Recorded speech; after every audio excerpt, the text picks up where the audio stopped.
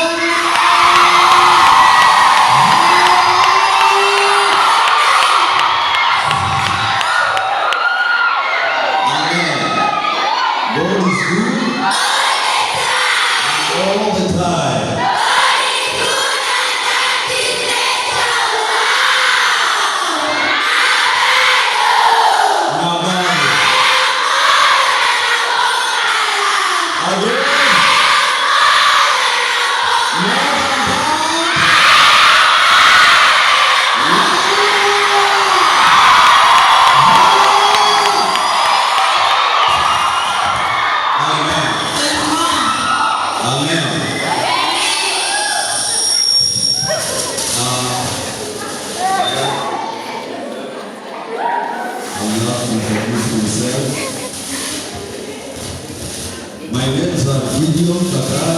I'm born again. I'm Gideon Kakala Mbega, the brother to Pendo. I thank God that today I'm in Mamba for my first time.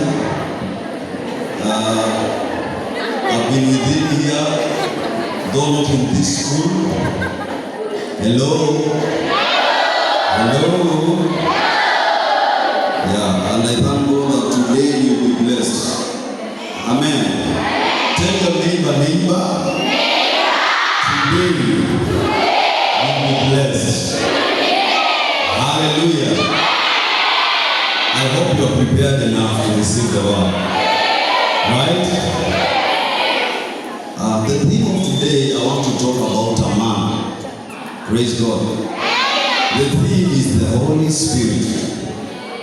The theme is the Holy Spirit. That's today's theme.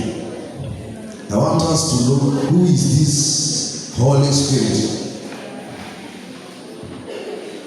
And I had a question in my mind when I was told to come and talk to young educated fellas here. I'm an engineer, electric engineer by profession.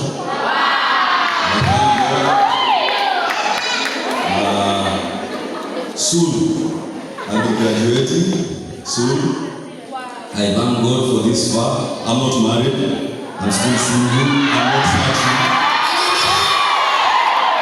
They are not searching. Msomo wa bidii. Uko nje tunataka wasichana waliosoma. Amen. Lakini sio kusoma peke yake, tunataka wasichana waliojazwa na Roho pia. Hallelujah. Amen. So before I start, let me pray. Father, in the name of Jesus, I come before thy presence this hour, thanking you for all you've done to us. It's by your mighty hand that we are who we are today. Holy Spirit, I welcome you in this sanctuary. Have your way. Teach us, expose every secret, so that, Lord, we may know the will of the Father through you. And that in Jesus' name we do pray and believe. Amen. Now let us go into our notebooks. I'm a good teacher of the word. So I would like us to go step by step so that you may understand. Sisi wanafunzi. Na mwanafunzi anasomaga. Hapa vipi? Si ndivyo? So nataka tusome tuelewe.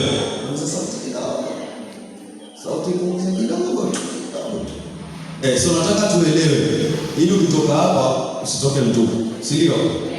Kabisa. Sasa nataka tuangalie who is the Holy Spirit. I asked myself this question. Who is the Holy Spirit? Can anyone tell me who is the Holy Spirit? Who has an idea about the Holy Spirit? Who is the Holy Spirit? Who is Holy Spirit? Yeah. Who is the Holy Spirit?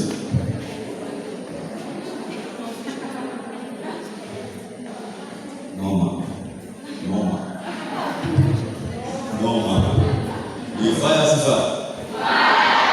Hey, who is the Holy Spirit? There is someone there, okay? It's a person who was sent by God to comfort us. A person? Yeah. Okay. A person sent? That's our opinion. Wewe ndio kando useme na useme. Chini. Kuja pole pole. Mwingine? Who is the Holy Spirit? I have a hand there. Kuna mtu ananisimamia na mic. Anisaidie kuhubiri na mimi. Leo nitahubiri na mimi. Who is the Holy Spirit? Kama vile tunasoma what is biology. Now we have to know this terminology of this word, the Holy Spirit. Kuna msichana pale.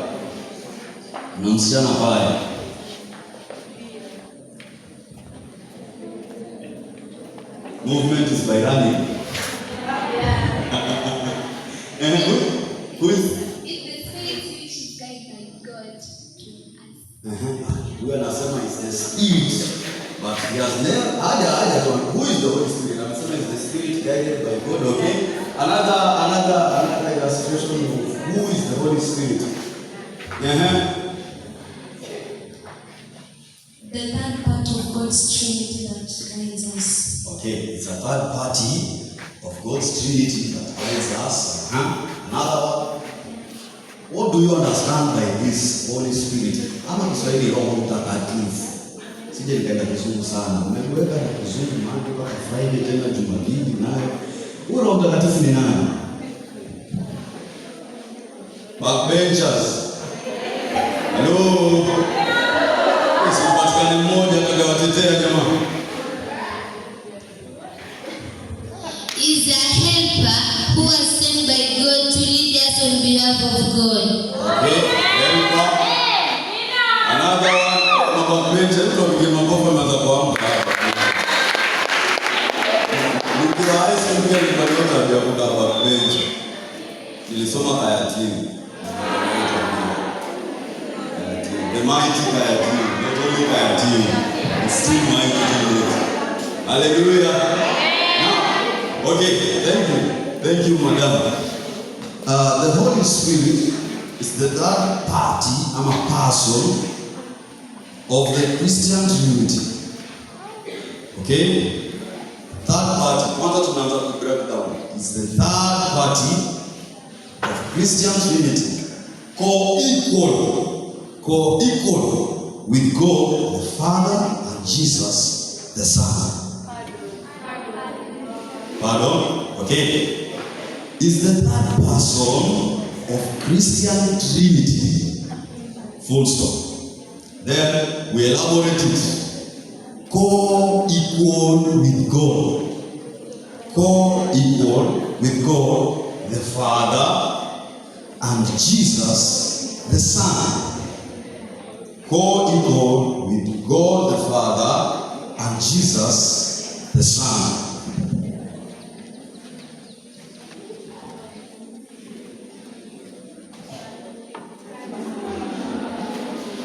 Is the third person of the Christian Trinity, of God's Trinity, co-equal with God the Father and Jesus the Son. Co-equal with God the Father and Jesus the Son. Sote tumeandika hiyo? Okay. Now, when you have that knowledge that the Holy Spirit is co-equal with God the Father, God the Son, I want us to turn into our Bible from the book of Genesis 1:1. Tuanze na hapo kwanza. Tuangalie huyu. Is it true is co-equal ama ni story za ajabu?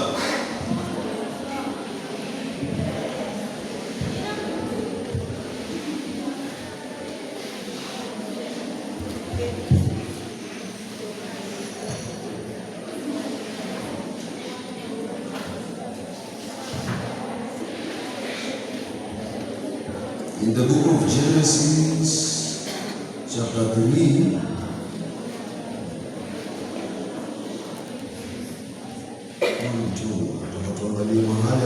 tunasema let us create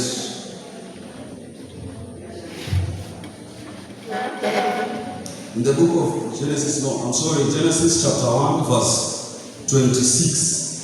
It says, and God said, let us make man. Let us. Us is used in plural terminology, meaning many, not one. Okay? Sasa Yesu, Mungu akisema na tumuumbe, alikuwa hayuko peke yake. That's why tunasema kuna kitu kinaitwa Trinity. Bwana Yesu asifiwe.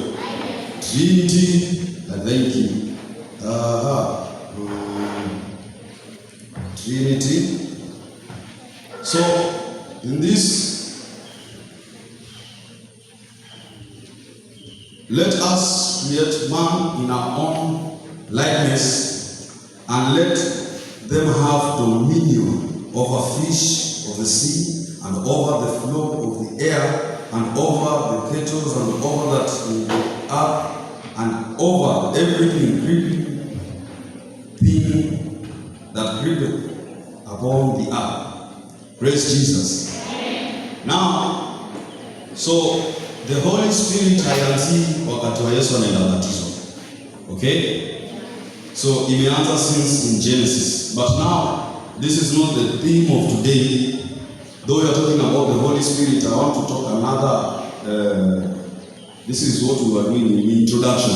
So let us go into our book now. In Joel chapter 2 verse 28 to 29. Kama kuna mtu amepata atanisomea. Joel, the book of Joel chapter 2 verse 28 to 29. Joel.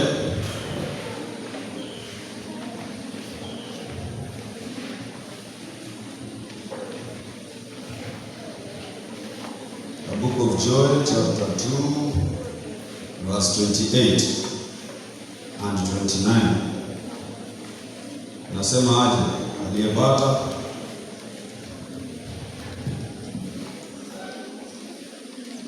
And it shall come to pass afterward that I will pour my spirit upon all flesh, and your sons and daughters shall. Praise God. Praise God. Tumepapata hapa, nataka tusome pamoja. Tumepapata?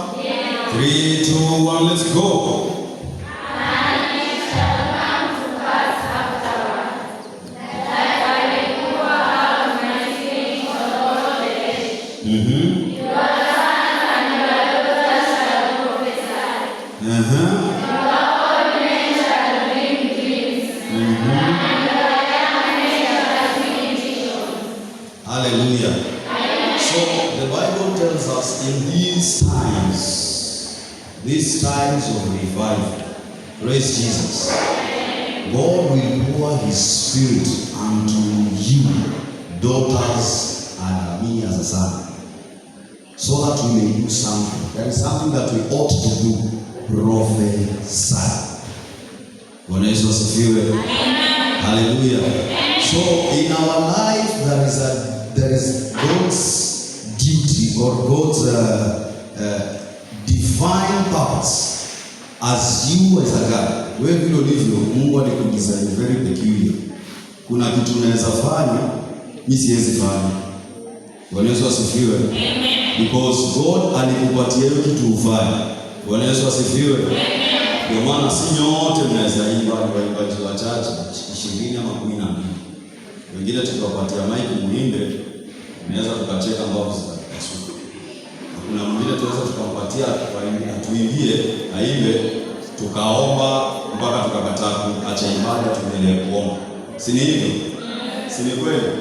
So God's divine favor, God's divine purpose kwa vijana, Biblia inasema roho wangu nitamimina roho wangu wana wenu wa kiume na wa kike.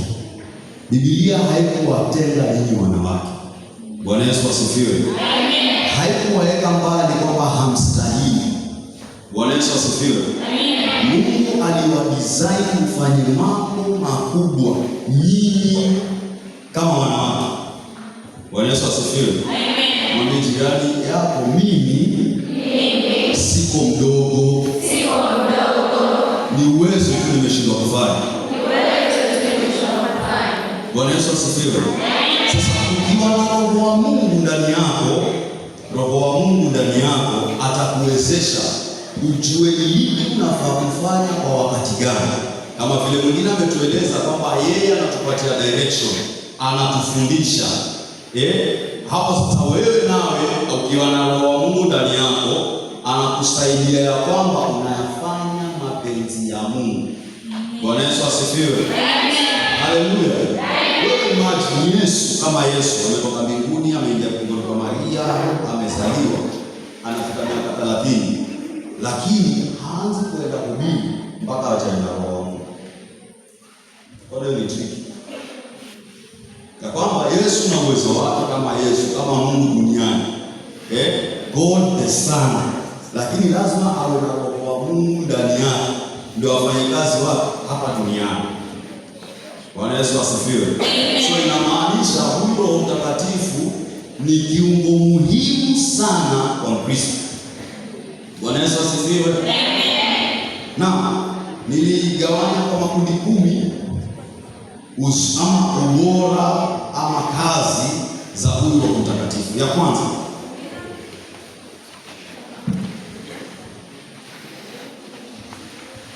the Holy Spirit is God's power. The Holy Spirit is God's power. The Holy Spirit is God's power in action.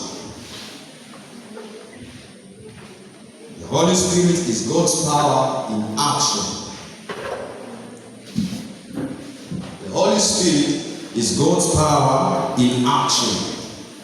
Tumesoma in Genesis, Mungu akitaka kuumba mwanadamu alisema let us make man in our own image and likeness. So you have God's image in you and God's liking in you. Bwana Yesu asifiwe. Sasa like a man, mwanadamu huwa tunamgawanya kwenye vitengo vitatu: body, spirit and soul. Mwanadamu tamani ingekuwa nimekuja na kalamu ndio waandikia pale. Najua kuandika na handwriting nzuri.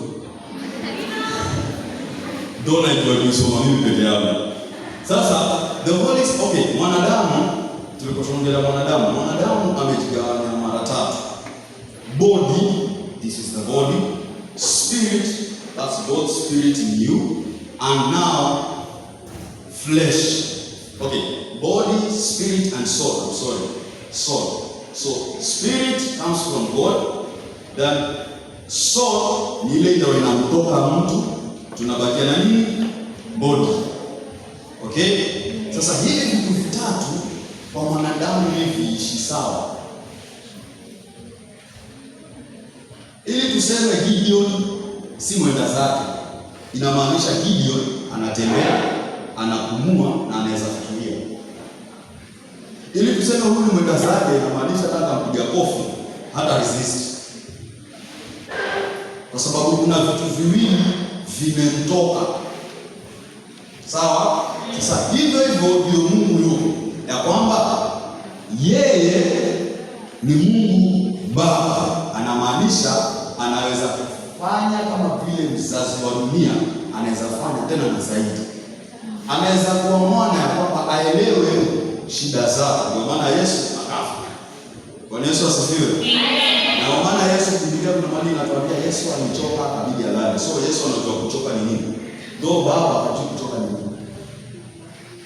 So ile lazima Baba ashuke chini kama mwana ili aishi na nyinyi, ajue kuna kuchoka, ajue kuna njaa, ajue kuna kulipa ushuru. Hayo yote Yesu aliyapitia kama mwana. Haleluya. Amen. Haleluya. Amen. Ndio sasa tupate Roho Mtakatifu ambao ni eternal. Praise God. Amen. Hallelujah. Amen. Now, for us to prove that, unaweza kujisomea baadaye, but I need to Mika, the book of Mika. Mika 3:8. Somaji. So fast. Ndio tunapata Mika, the book of Mika, chapter 3 verse 8. Mika. Mnaingia kwa nini? Hizo vitabu wa vitaji. Sasa hiyo John, Matthew, Mark. Kuna Mika leo. Mika 8, Mika 3:8. Mwingine akitafuta hiyo Mika, mwingine atafuta Luke 1:35. Siache kutafuta Mika. Siache kutafuta Mika. Mika mzuri. Mika mzuri.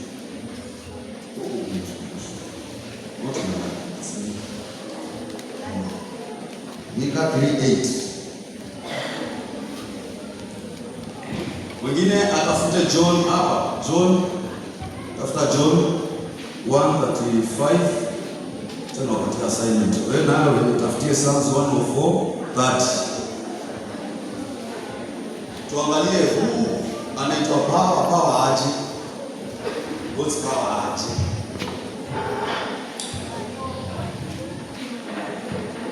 Micah chapter 3:8 it says, "But as for me, the Lord filled me with His Spirit and power, and give me a sense of justice and courage, to tell the people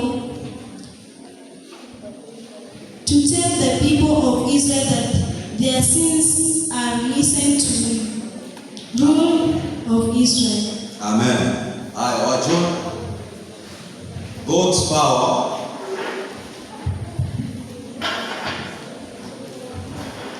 John chapter 1:35. The next day again, John was standing with two of his disciples. Hebu soma tena. John 1. John 1:35.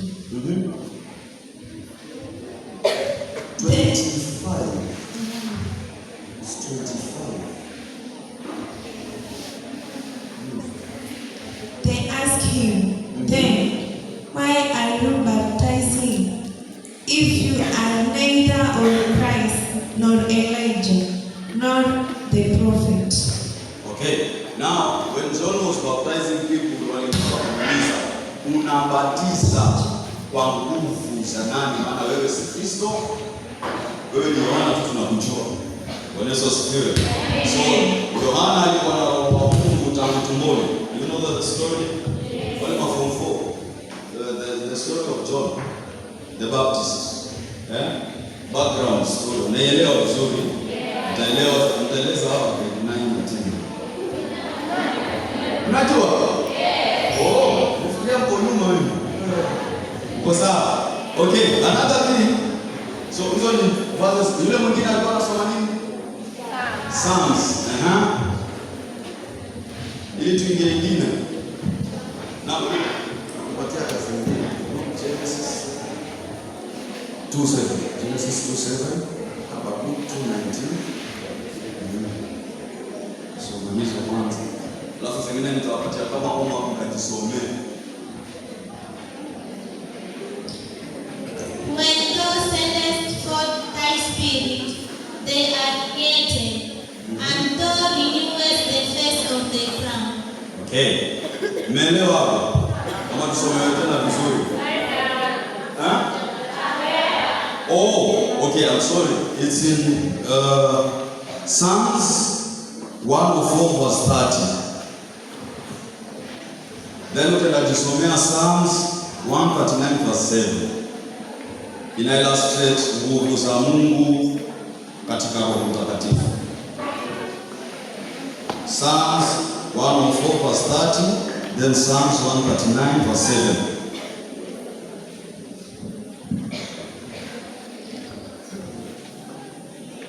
Now, the word spirit, we are going to compare to the Holy Spirit. This is the meaning of the Holy Spirit to define research. The word spirit is translated from the Hebrew word ruach. Ruach is R-U-H-, ruach, meaning God's active force or the Holy Spirit. Okay, so the Holy Spirit came from the word Hebrew word meaning ruach. Okay, sasa tunataka kuangalia kitu kingine. Another introduction of Holy Spirit is God's breath. Tunaongelea tafutie Genesis 2:7. Umepata? Genesis 2:7. I read. Ngoja kwanza. Alafu andike Habakkuk 2:19. Revelation Habakkuk 2:19. Revelation 13:15. Habakkuk 2:19. Revelation 3:15. Now let's go. Then the Lord God took some soil from the ground and formed a man out of it. He breathed life, gave breath into his nostril, and the man began to live. Amen. Now, tukisema the Holy Spirit is God's breath, we mean you as a man, ile hewa unapumua ndio your soul, right? Now, a man was completely soulless. Aliumbwa lakini alikuwa ni kama na kamfu, kwa sababu alikuwa hana roho wa Mungu ndani yake. Sawa? Roho wa Mungu ni gani? Unaona anakuambia usini hiyo karama. That consciousness, hiyo ndio Mungu alibreathe kwa Adam. In the beginning kabisa, Mungu alipeana hiyo hewa hiyo kwa Adam. Ndio Adam afunguke macho, ajua kwamba umekucha. Ni hiyo sasa. Bwana Yesu asifiwe. Alafu nisome Habakkuk 2:19 peke yake, tusome ili tuingie kwa hizi vitu zingine. Habakkuk 2:19 saying, woe to him who says to a wooden things, awake to a silent stone, arise, can this teach? Behold, it is overlaid with golden and silver, and there is not bread at all in it. So in this verse inaeleza vile kulikuwa na kitu kisichokuwa na uhai, na Habakkuk Mungu akamwambia kinenee kiwe na uhai. We've been tumekuwa tukisoma the story of this prophet Ezekiel, if not Ezekiel, right? Ezekiel aliona mifupa, then akaambiwa iongeleshe. Okay? Then that midst of him akiongelesha ile akatengeneza nyama kila kitu.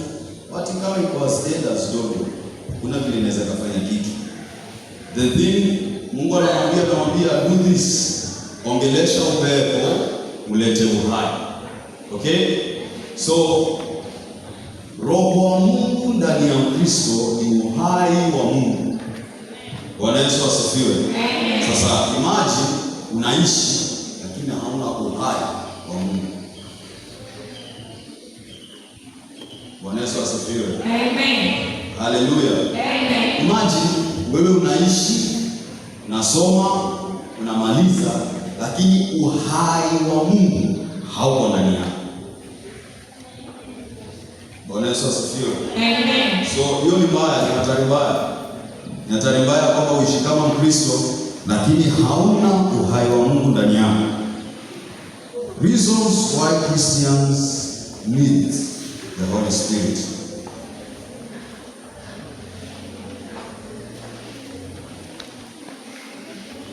One, for identification. Reasons why Christians need the Holy Spirit. One, for identification. For identification. In Romans 8:14 it says, without the Holy Spirit you are not sons of God. So Romans 8:14 inasema for identification unaenda hiyo tutazinem alafu tumalizane.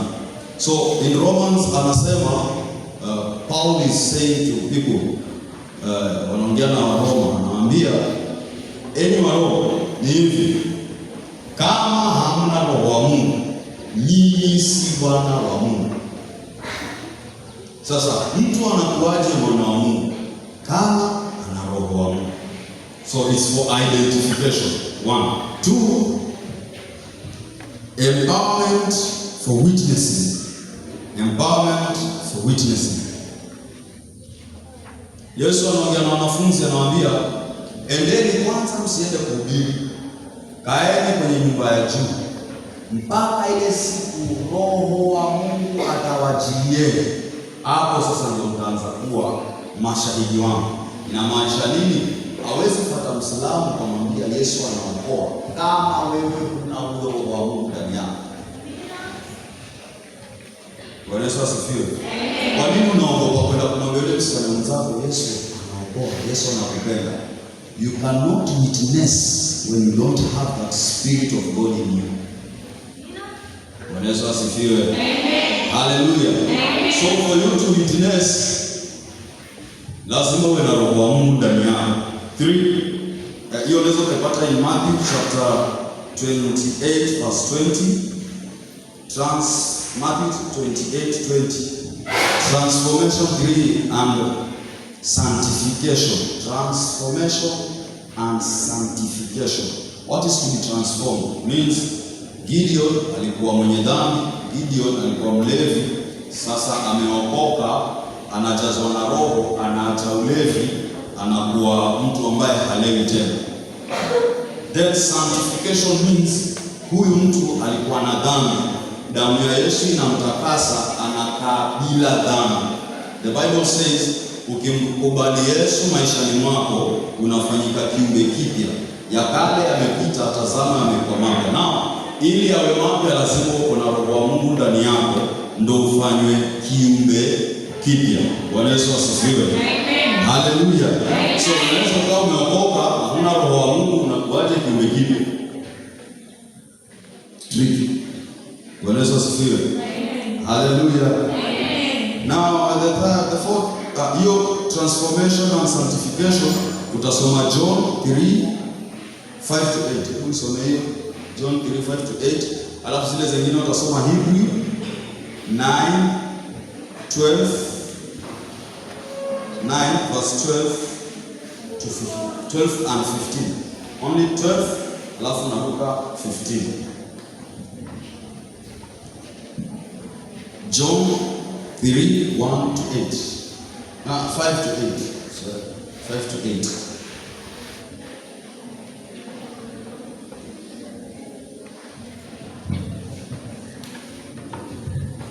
I'm telling you the truth, replied Jesus. No one can enter the kingdom of God without being born of water and spirit. A person is born physically of human parent, but is born spiritual of the spirit. Hapo tu mwanadamu kwanza anazaliwa kama vile ulizaliwa, kama vile mimi nilizaliwa. Ulizaliwa kwa choo, ulizaliwa bathroom, ulizaliwa hospitali, ulizaliwa kwa jiko, mambo alikuwa anasema haina shida. Sawa? Ukishazaliwa umezaliwa kimwili. Then kuna kuzaliwa kwingine kwa kubatizwa. Okay? Lakini kuna ingine ya roho, uzaliwe katika roho. Ukishabatizwa inamaanisha umekufa na Kristo, umefufuka na Kristo, umekuwa kiumbe kipya, wazaliwa sasa katika roho, in the spirit. You are now a new flesh, a new human being. Unaweza kuwa yule msichana, yule faith, lakini sasa ameokoka, amejawa na roho. Ni zamani, ni tofauti na yule wa zamani. Amen. Bwana Yesu asifiwe. Amen. Hallelujah. Amen. Hallelujah. Amen. So transformation and sanctification inamaanisha unabadilishwa alafu unatakaswa. Kazi ya Roho Mtakatifu. Nyingine guiding in truth. Kama vile mwingine amesema ni is a person who guides us. Yeah, bla bla bla. Hizo zote nilikuwa nasema kutuongoza, kutuonya, kuturekebisha. Now comes here, he is like a teacher to us. Teaches us about the Father, reveals the secrets of heaven. Guidance in truth. You find it in John chapter 16 verse 13. John 16:13. John chapter 16 verse 13. 5. Intercession in prayer. John 16:13. Sawa? Alafu intercession in prayer. The book of Acts chapter 2. Acts chapter 2 Acts chapter 2 verse 4.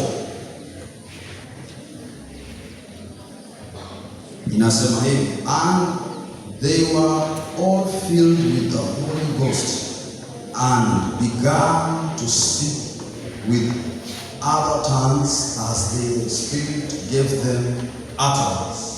So here inaonyesha intercession, tuko kwa intercession and prayers when they were waiting kwenye ile chumba cha juu, because God, Yesu alikuwa anamwambia Roho wa Mungu atawachilia, okay, akitwaliwa nao wakaambiwa waende wakakae wakingojea. Sasa ile siku ilipofika, wakiwa wanaomba in the midst of prayer, hapa ndio Roho wa Mungu anafanya nini? Inasema and they were filled with the Holy Ghost and began to speak. Kwanza walianza kuongea wao wenyewe kwenye lugha zao with other tongues. Sasa kama wewe ni Mduruma, taanza kuomba Kijaluo. Kama wewe ni Mjaluo, taanza kuomba Kikamba. Other tongues ambazo si sawa. As the Holy Spirit gave them utterance. Inamaanisha si kwamba eti najua Kikamba, wacha ameba ngomba si hivyo. Hiyo ninaijua. Ile ambayo sijui sasa, Roho wa Mungu ndo anakupatia utterance. Bwana Yesu asifiwe. Amen. So haifai kwa kawaida mtu akiomba na aombe na ndimi. It's very correct. Wangapi wanaomba na ndimi? Mungu saidia. Usidanganye. Barabara iko taacha. Usidanganye. So wewe unaachia mapasa watu wenye sauti ngumu kama sisi. Ndio umetuachia. Hata wewe unafaa unafanya hivyo. Kwa sababu gani? Roho wa Mungu anakuwa ndani yako. Sikiacha leo. Naomba na ndimi. Shakaraba kabisa, unazishaka hizo raba kabisa. Unazana na hiyo kitu. Hallelujah. Amen. You can find it in Romans 8:26. Romans 8:26. John 14:26. Hapo mama utapata. Romans 8:26, then John 14:26. Conviction of sin. Another point is conviction of sin. Nimekwambia Roho wa Mungu akikujilia ndio utapata nguvu ya witnessing. Right? Now what ukifuata kwa mfano kama sisi. Assume uli Fatuma hajaokoka. Umejawa na rohani kule maskani. Sawa? For me niongee na Fatuma mpaka Fatuma akubali kuokoka, ni Roho wa Mungu amshawishi Fatuma kwamba ninayoyaongea ni kweli, ndo ayapokea sasa akubali kuokoka. Umeelewa? Lakini kwanza mimi nimejawa na Roho wa Mungu, amenipatia mzigo wa witnessing. Okay? Na nimemfuata huyu ambaye hamjui Yesu. Unajua Yesu simjui. Unampenda Yesu hata simjui nampendaje. Sasa ili au niongee na yeye mpaka ifikie wakati wa kusema niko tayari niombee sala ya toba. Ni Roho wa Mungu kupitia haya maneno naongea yamuingie huyu Fatuma, ayapokee moyoni, roho ya toba iulike. Bwana Yesu asifiwe. Amen. Ikiulika ndani yake, sasa tunambatiza, tunamuita Joyce. Amen. Amen. Maana sasa amekuwa kiumbe kipya. Asante. So conviction of sin. The Holy Spirit helps us when we are witnessing. Yule mtu tunamwitnessia kwamba Yesu anakupenda. Yesu alikufa msalabani kwa sababu yako. Yesu alijitoa kwa sababu yako. Akuwe compelled mpaka kubali maneno hayo. Ni Roho wa Mungu mwenyewe amefanya kazi kwa yule mtu unayemwongelesha. Now in the book of John 16:8 and Romans 6:26. John 16:8 tusome. Na hii Romans pia. Uko wengine hello. Romans 6 23, John 16:8. Inasemaje?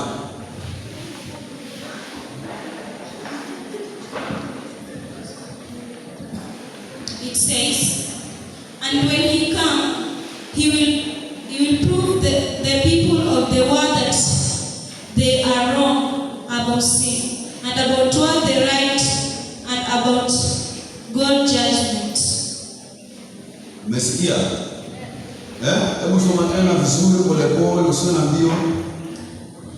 And when he comes, he will prove to the people of the world that they are wrong people of the world. I will pardon. And when he comes, he will prove to the people of the world that they are wrong. They are wrong about sin and about the right and about God's judgment. Now this is the work of Holy Spirit, convincing the sinners to come to Christ. Okay? Hivyo ndo atafanya. Ukisoma vizuri ukiwa umetulia utaelewa. Internal strengthening. Maybe another point. Internal strengthening. Acts 1 verse 8 inasema hivi, but ye shall receive power. Okay? After the Holy Ghost is on you, is upon you, and you shall be witnesses unto both Jerusalem and in all Judea and in all Samaria and to the utmost part of the earth. Internal strengthening means hawezi kuwa Mkristo mwenye nguvu kama hauna roho wa Mungu. So ili uweze kuwa na nguvu, niwe na huyo nguvu ndani yako ambao ni roho wa Mungu. Bwana Yesu asifiwe. Amen. Haleluya. Ili uweze kuangalia huu mtihani useme mtihani sijasoma. Nakumbuka nikiwa form 4 tunakaribia mtihani, tunangojea paper 2 na paper ya maths na chem. Siku hiyo ndo naambiwa my uncle amepasi.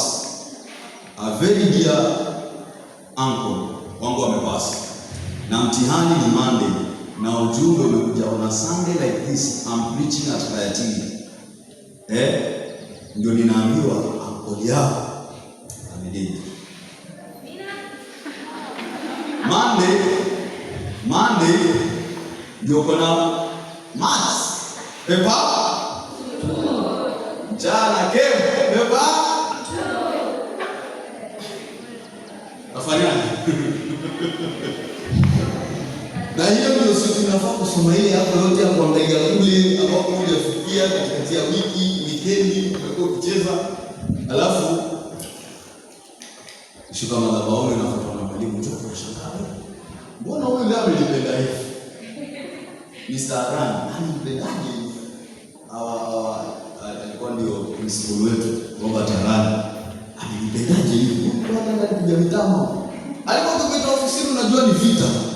Sasa nimetoka kuhubiri na kuja kunishika mkono na nipeleke ofisini na kwa basi. Mimi Monday kwanza kabla ya mtihani nimekuwa assembly, tena nimepigwa vizuri hiyo Jumapili watu wameshajua. Sasa ni aibu na aibu. Kwa kule naambiwa sorry. Namjua mtu fulani, Bishop Morris Mwarani. Yes. Amekufa. Umetoka kuongea kuhusu imani. Have faith in God. God is faithful. God is powerful. Alafu mtihani unakuja unaambiwa sasa amekufa. Alafu naambiwa usijali. Utakuwa sawa. Kuja soma, akili inatakupiga. Sasa huyo mzee alikuwa ameniambia kama 1 week ago tunaongea na yeye tu vizuri. Kwamba tuliza form 4 na kukuchukua. Unajua sasa sifa ya kujachukuliwa na mzazi shuleni. Alafu si mzazi tu. Ni mzazi anajiweza. Nakwambia hapo na kufuata na gari tunaenda airport tunaruka mpaka Nairobi. Tunahesabu ndege ndio unaipata tunamaliza form 4. Naenda kwa kwani hapa kuingia siku angalia kipaa leo naingia ndege ya watu 12 na mimi niende Nairobi. Huko nimefuatwa na V8 bado ni mpya. Ndio akifuata pota na kuja nichukua nimaliza mtihani ndio amekufa. Niambie unasikiaje? Umejilinda shule nzima najua Gideon atafuatwa na nini? V8. Alafu hapa ndege. Wewe. Sema niliumana. Sasa nikashukuru kweli amekufa sasa hivi itafanyika, lakini sasa ni mtu nilikuwa nampenda nitafanya nini? Nikakorogeka. Kaambia Mungu nimehubiri kuhusu imani. Sasa hii imani yangu ndio waipima ama ni vipi? Maana sikuelewi. Niko na mtihani. Nina concentrate vipi wakati nilipewa ahadi haitafanyika? Naona haitafanyika hata nikapita vipi tena haitafanyika. Kwanza, pili, nisizo mno hili itanifanyaje? What am I going to do? Nasema, do not be afraid for I am with you. Naambia haya maneno nisema. Sasa kwa na mimi kweli. Kwanza, do this. Nionyeshe pale hii chemistry itatungwa. Hii pepa pale itatoka. Na hii max niangalie hizi formula ambazo sijazishika za 10 marks, 15 marks, 20 marks.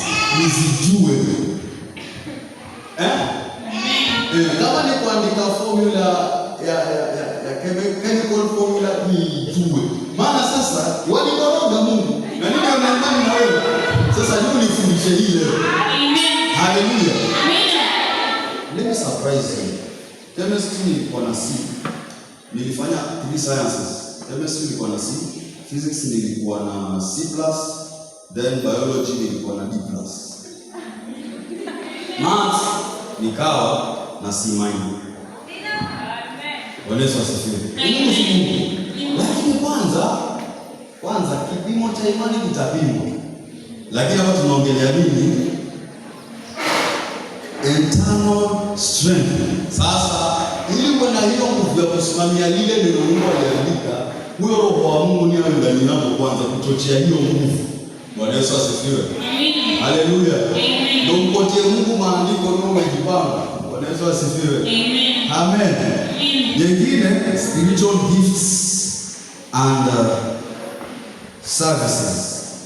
Spiritual gifts zote tunazijua hizo, preaching, speaking in tongues, blah blah blah. It is in 1 Corinthians chapter 12 verse 1 to 13. Naomba tusomewe maana bakia mbili alafu tumalizane. 1 Corinthians chapter 12 verse 1 to 12. Sasa yangu yaenda mniambie. Amen. Kama mnabandika, nataka kuniambia niache. Okay, sawa. Acha nitamalizia haraka. Lakini sio ibada ya mwisho. Kwani ndio napenda kuna ibada nyingine? Mko na classes? Jumapili. Mungu alisema mpumzike. Na mliweke takatifu. Kumbe mtasoma chemistry. Sawa, kusoma ni vizuri. Soma ni vizuri. In the same way, all of us, whether Jewish or Gentile, whether slaves or free, have been baptized into the one body by the same Spirit. And we have all been given the one Spirit to drink. Mpaka umesoma mpaka ngapi? 1 mpaka 13. Kesho 1 to 13. Aina? Umesoma namba 13. Haya. Sawa. Hiyo hapo tuliposoma inaeleza zile karama za Roho. The Spirit of God is this and this. The gifts of the Holy Spirit. Hizo nimezisoma kwa siari na fruits. Si ndio? Yes. Na hapa ndio tunasema the Spirit of God give the spiritual gifts, spiritual gifts. Ukiona Roho wa Mungu zile zawadi ama zile karama za Roho wa Mungu zitadhihirika ndani yako.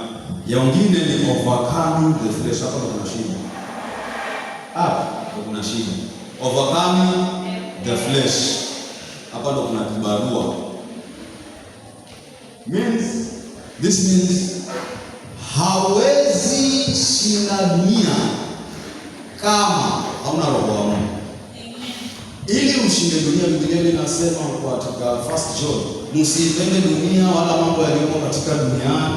Mtu akipenda dunia, kupenda Baba hakuna ndani yake, maana kila kilichomo duniani, tamaa ya macho, tamaa ya mwili, kiburi cha uzima, kutokana na Baba, kutokana na ulimwengu. Ulimwengu unapita pamoja na tamaa zake, bali yeye atendaye mapenzi ya Mungu anadumu milele. Sasa ili udumu milele na unafanya mapenzi ya Mungu, uwe na roho wa Mungu ndani yako, akusaidie wewe kuyatenda mapenzi ya Mungu. Haleluya. Haleluya. Overcoming the flesh. Tena nisomea Romans 8:12-13. Romans 8:12-13. Romans 1:16. Romans 1:16. And then Romans 6:3-4. Ya mwisho ukimalizia, assurance of salvation. Wanafunzi wa Yesu siku moja wakamfuata Yesu akamwambia, wewe bwana mkubwa, hebu tuelewane. Tunakufuata hivi vyote, tumeacha yote, tutapata nini? All the way from kule nimetoka hapa, nitapata nini baada ya hapa? Muuliza Yesu aliulizwa, tumeacha kuvua. Nilikuwa nikiingia kule kwenye bahari, navua samaki, nalisha familia yangu, nalisha ndugu zangu, navaa. Haya Yesu, tumeacha hayo yote kwa kufuata wewe. Wewe basi nenda huko, ni kule. Kwa nini hata tunaenda kubamawe Yesu? Tutakufuata. Tutapata nini? Assurance of the salvation. Mbona uokoke? Waokoka ili iweje? At the end of the day, iweje?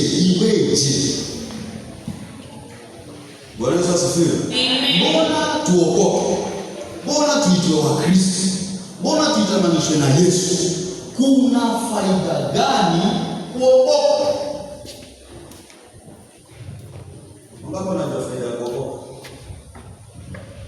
Najua mimi niliokoka kwa sababu ya faida hii. Kama mtu ako na hakikisho anamshauri kwamba mimi najua ndio waambie sinaendisha kidamu. Sinaendisha. Naona kuna moto huko mbaya. I promise. Hakikisho lako Mungu anasaidia kwa kila jambo. Ushulaje Mungu anamsaidia. Kama uokoka ile asaidiwe. Mungu gani? Mungu anasema hivi. She's a mudai.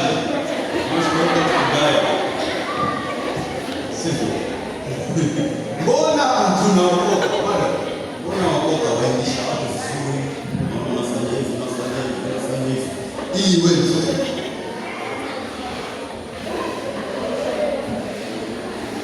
Wako ni vyombo ili wewe. Urusha wapi mziki? Wako DJ, urusha wapi mziki? Wako kuna mama. Assurance. This is the greatest assurance. Kwanza, we inherit the kingdom of God. Because tumesema hapo mwanzo, those who have the Holy Spirit in Romans 4:18 or 8:14, hapo inasema those who have the Holy Spirit are sons of God. Now, when the kingdom of God comes down, meaning utakuwa mrithi pamoja na Kristo. Na maanisha nini kusema mrithi? Hilo ni fundisho kubwa. Yesu atakaporudi kuchukua walio wake, kwanza utapatikana. Sema amen. Sasa ukiambiwa urithi wako ni gani, ama ukiulizwa what is your assurance, kwanza I will inherit the kingdom. Okay? And for you to inherit the kingdom of God, you have to have the Holy Spirit in you, because it gives you identity. Yeye ndo anakuwa kitambulisho chako cha mbinguni.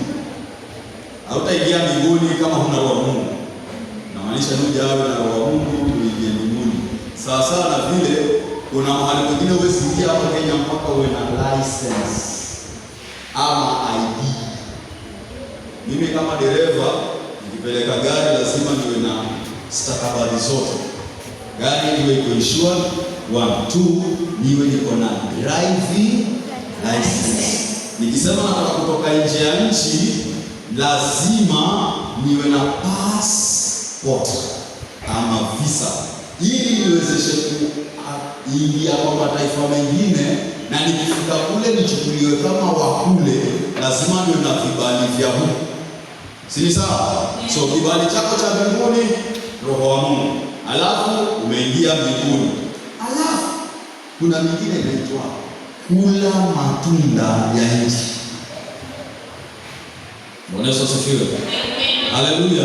Anataka assurance kwamba hapa duniani hautasota kama vile Petro alikuwa anasema nimeokoka ili Mungu atanisaidia, nitafanya nini hizo zote. Assurance ya kwamba hata nikiomba, that should be another assurance kwamba nikiomba Mungu atanisikia. Bwana Yesu asifiwe. Haleluya. 1 John chapter 5:11 to 13. 1 John chapter 5:11 to 13. Acts chapter 16 verse 31. John chapter 1 verse 12. Then chapter 3 and 16. Yo John. Romans 5:8. 2 Corinthians 5:21. Hizo utaenda kusomea. Assurance inamaanisha mtu akiwa hajui pale mbele kuna nini, hatafanya juhudi ya kufikia hapo mbele. Sawa sawa na wale wanaokimbia, huwa kuna laini inawekwa, na lazima wa kwanza apite kwenye ile laini ndio apewe tuzo.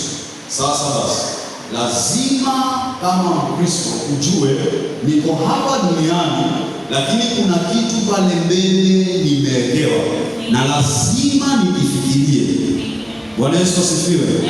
So kama Mkristo umeokoka, ilisha watu vizuri mama na roho wa Mungu ndani yako. Amen. Ilisha watu wachezeshe vizuri, paka sauti, ondoa kwenye sauti mbovu kabisa. Nyoosha watu, lakini roho wa Mungu awe ndani yako. Bwana Yesu asifiwe. Haleluya. I think ushuhuda mtakatifu ni break down into summary. It's a long topic where inahitaji kama 3 hours kueleza watu. 3 good hours. Simwambia zingine ni mapata vitabu kwa kwa homo. Sema je tungelichambua hizo zote ili uelewe. Nataka nini? Takes a minute. So, briefly, huyu mtu kila Mkristo anamhitaji maishani mwake. Bila huyu tunaweza tukakuita Mkristo lakini wewe si wa Kristo. Maana wewe si mwana wa Mungu. Haleluya. Amen. Haleluya. Amen. So, ni vizuri ama itakuwa la busara zaidi ukatamani uwe na huyo roho wa Mungu ili mambo mengine akusaidie, awe msaidizi, awe mwalimu akuongoze kwenye masomo. Mimi nakwambia niliongozwa pale nafanya maths. Na watu walidhania nimepata gomba by the way paper 2 maths na Kenya. Hiyo wiki nyingine ilikuwa ni rais, hizo zingine ilikuwa ni history, business, kwa rais ziko ngumu. Kwa mawili ya Monday ndio ilikuwa inatumisha kichwa. But Mungu alisikia.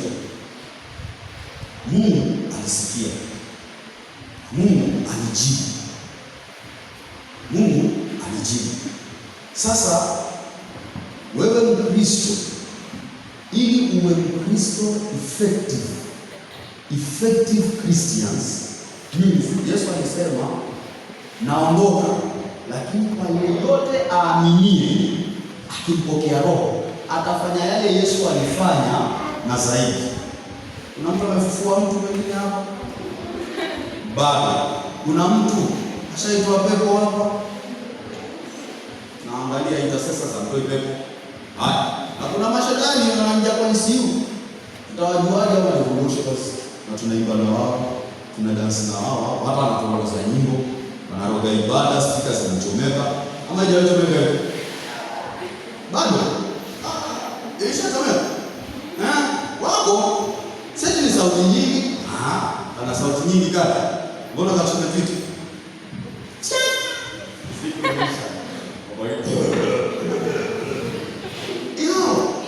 kwenye ibada wasikia usingizi mwingi yawa waona lakini tutafanyaje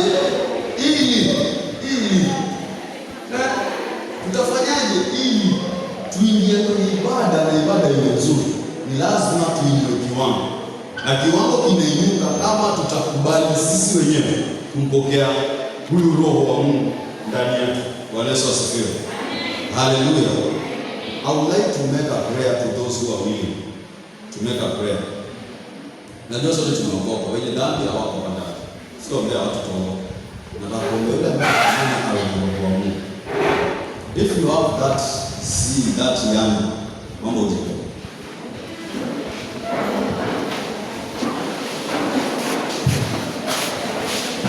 Wala nasema mimi Mungu sitaki kwa msichana wa kawaida. Sitaki kwa msichana wa kawaida. Sitaki kufanana na wasichana wengine.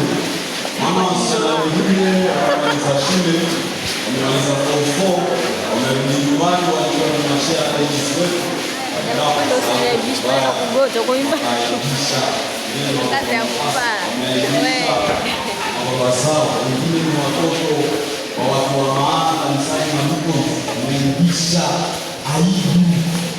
Hayo yanafanyika kwa sababu hawakuwa ndani yao. Na ili ushinde ulimwengu, lazima uwe na Roho wa Mungu. Huu ulimwengu. Bwana Yesu asifiwe. Msemaji uko na uko na gizee, kuna mbaba maji form 4, kuna mtu hata la kindao huko nje. Ulimwengu ndio ushindani kwa Mungu. Hallelujah. Close your eyes. Nataka urudie uone. God free me. Mwambie tu kama ni la moyo wako.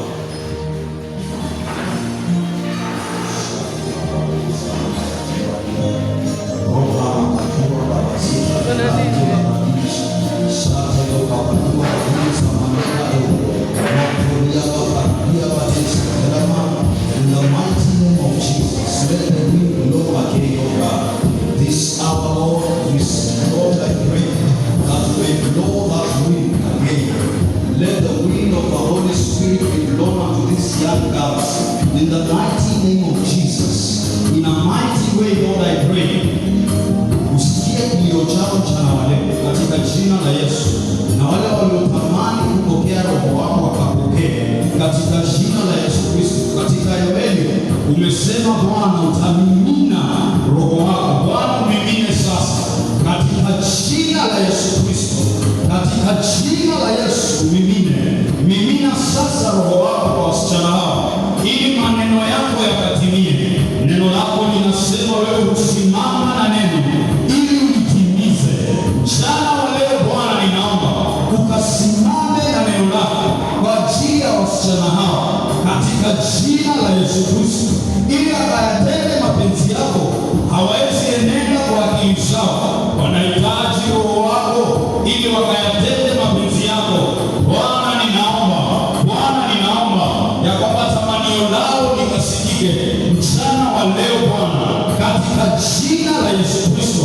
Asubuhi hii Bwana ninaomba ya kwamba matamanio yao yakapitiliwe na wewe katika jina la Yesu Kristo. Asante Yesu, asante Bwana, asante Mwokozi, maana unaachilia. Asante Bwana, maana unaachilia. Kwa sauti yako usinyamaze, usinyamaze. Kama umekuja hapa mbele unatamani usinyamaze, sitakuwekea mkono kwa sababu umetaka mwenyewe. Sikukuta uje hapa, naomba upaze sauti yako kwa Mungu, uombe. Achana na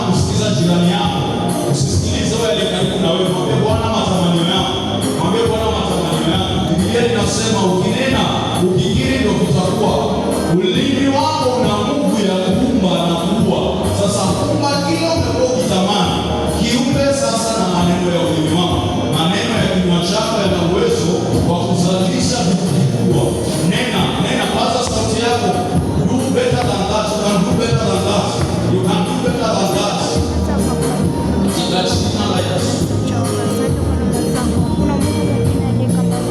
Sisi wanao tumekusanyika, Angalia Bwana. watoto wako tumekusanyika, angalia Bwana. kanisa lako tumekusanyika, angalia Bwana. watoto wako wamekusanyika, angalia Bwana. watoto wako wanakuhitaji, angalia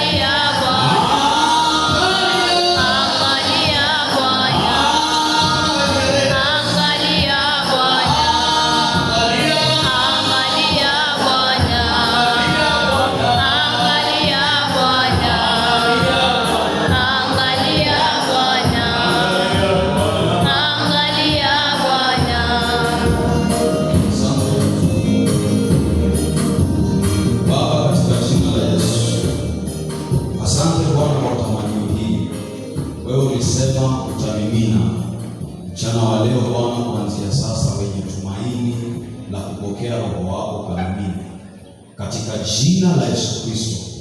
Ewe Roho Mtakatifu wa Mungu, naomba ukawajilie sasa wanao, ili wakayatende mapenzi yako, ili wakawe na tumaini la wito wao, wakajue tumaini la wokovu, ili wakakuishie wewe katika usichana wao, katika jina la Yesu Kristo. Katika jina la Yesu Kristo. Ulipomshukia Debora alikuwa kiongozi, hakuonekana mwanamke wa kawaida. Naomba Bwana ufanye nao sasa katika kizazi hiki, ukajiinulie madebora watakaosimama kwa ajili ya neno lako, watakaosimama kwa ajili ya utumishi, watakaosimama kwa ajili ya utumishi, katika jina la Yesu Kristo, wakikucha wewe, wakiyafanya mapenzi yako kwa sifa na utukufu wa jina lako. Na ni katika jina la Yesu tumeomba na hata kuamini. Amen. Haleluya. Amen. Tunaweza kuketi.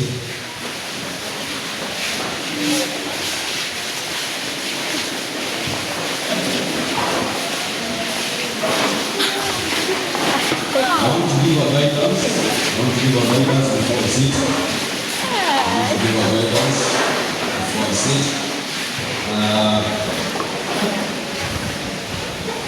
Najua kizazi chetu tumezoea mtu akiambiwa anajawa na roho anaanguka, anachafuka, anakaa vibaya, tunaona vituko. Unaona? This Holy Spirit is gentle. Yesu asifiwe. He is a gentleman. Make that young day by day. When you pray, tell God, fill me again. Yesu asifiwe. Biblia inasema mtu anaweza akajazwa leo, kesho tena akajazwa upya tena, akajazwa tena upya. Ni kama vile gari ukienda petrol station ndio hivyo, haiendi tena. Sio inaenda kila siku petrol station, hata pikipiki. So that is how the Holy Ghost works. Na maanisha you have to refine him day by day. Sasa ni jukumu lako wewe mwenyewe sasa. Sawa? Neema imeachiliwa kwamba mnaweza pokea, lakini ni wewe mwenyewe uamue ninamhitaji. Siku baada ya siku. Amen. next week Sunday I'll get Malindi JCC. Ifika kule niambiaje watu? Amen. Asante. Okay, an apology from my dad. My dad was supposed to be here but hangeweza kwa sababu kisichofikika. Akanituma. I hope I've been a blessing to you. Si ndio? So Mungu awabariki. Tunawapenda sana. Nawaombea wa form 4s. Mungu atawapatia kibali cha kupita mtihani. Amen. Hallelujah. Mungu atawasaidia, hamtakuwa mkia kwa jina la Yesu. Kwa jina la Yesu. Wewe mwana yako unaitwa nyembamba unataka kumkia. Bwana unataka kumkia? So mtapita. Hamtakuwa mkia. Kwa lazima na Kenya mtajulikana. Kwa kupita kwenu. Maana wa Bwana atawakukia. Hallelujah.